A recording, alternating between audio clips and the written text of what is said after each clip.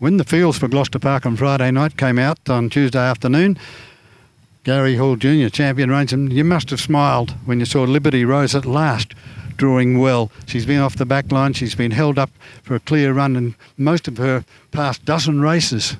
Yeah, she has. She's been one of those horses that we had a few good draws before that when something wasn't really right with her and she wasn't racing that well. But she's.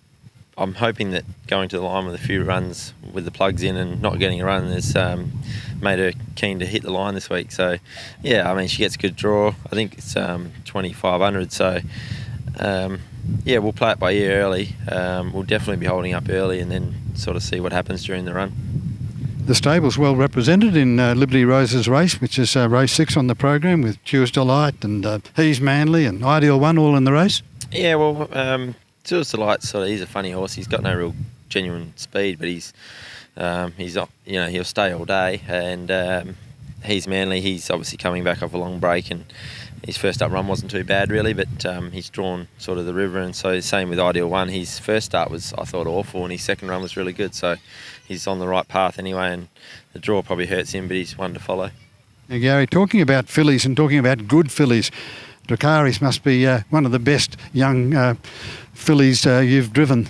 Yeah, she'd have to be right up there. Off the top of my head, I can't remember too many better ones than her, that's for sure. She'd definitely be the best one I've driven, I'd say. So she's more like a colt. She's got it all, and she's strong and she's fast, and she really is a real genuine little racehorse. So very happy to be having the drive behind her for sure.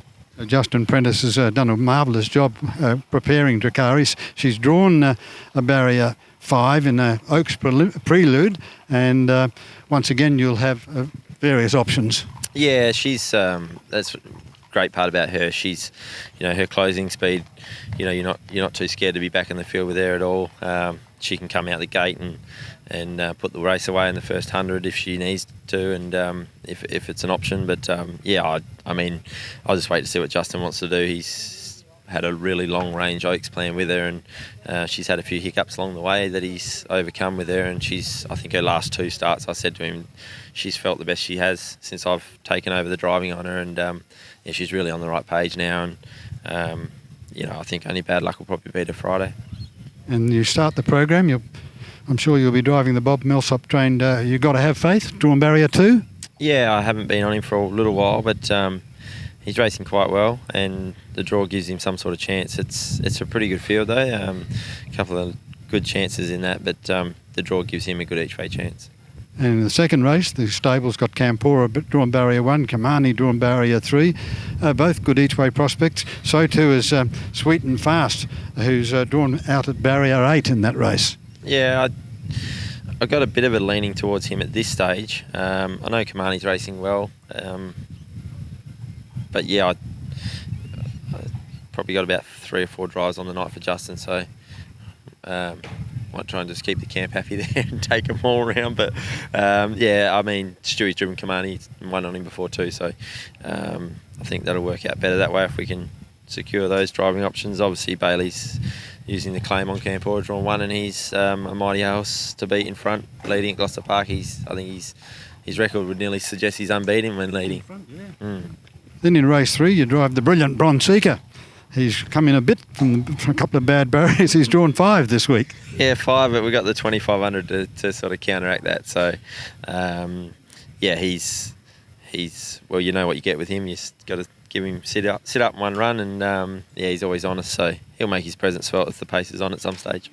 And Justin Prentice trains our major mama in the next event, race 4 in the program. She's drawn perfectly at barrier 1. She seemed to loom as a big danger at her last start, and then she wilted over the concluding stages. Yeah, she's funny at times. She can do that. She mixes her form a little bit, like a lot of mares, but I guess the draw gives her a good chance. I think she might have led a race here a little while ago and copped a fair bit of pressure, and she sort of folded up quite badly. So we'll just have to weigh up the early options. She's definitely got the gate speed to hold early, and then we'll take it from there.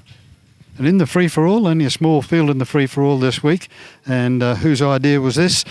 He's racing quite well. He is, yeah. He's honest. He's he's done a big job since he's come over actually, and he's got another good chance to earn again on Friday night. I think Hands and Wheels probably the horse to beat over the short trip. He looks pretty tough to roll, but if we can get a nice hit somewhere just close to him, he's a trifecta player.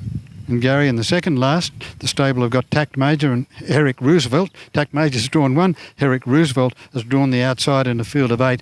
And I've been very impressed with Herrick Roosevelt. He hasn't really been extended in winning at his last 2 starts, has he? No, he hasn't. It's been very pleasing to see from him. We've had a lot of issues with him, and it's been really good to get him back into that form. I think it's only a short trip on Friday though, 17.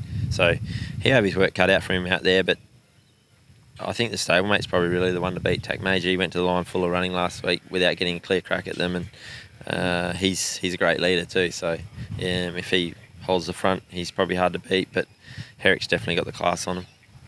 And no rest for the wicked, Gary, on Friday night. You drive in the last race, and Justin Prentice has got Alcarelli in, drawn handily at barrier 3.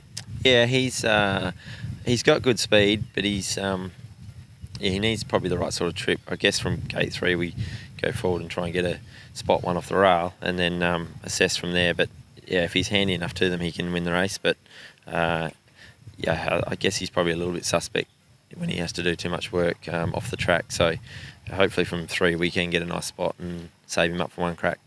You'll be a very, very busy man at Gloucester Park on Friday night. You'll need a good rest after the last race. Good luck on Friday night. Yeah, I'll see Narrogin Saturday too, so... Any good things at Narrogin? Me not having a drive might be a good thing. But not sure yet. Thanks, Gary. Cheers, thanks, Ken.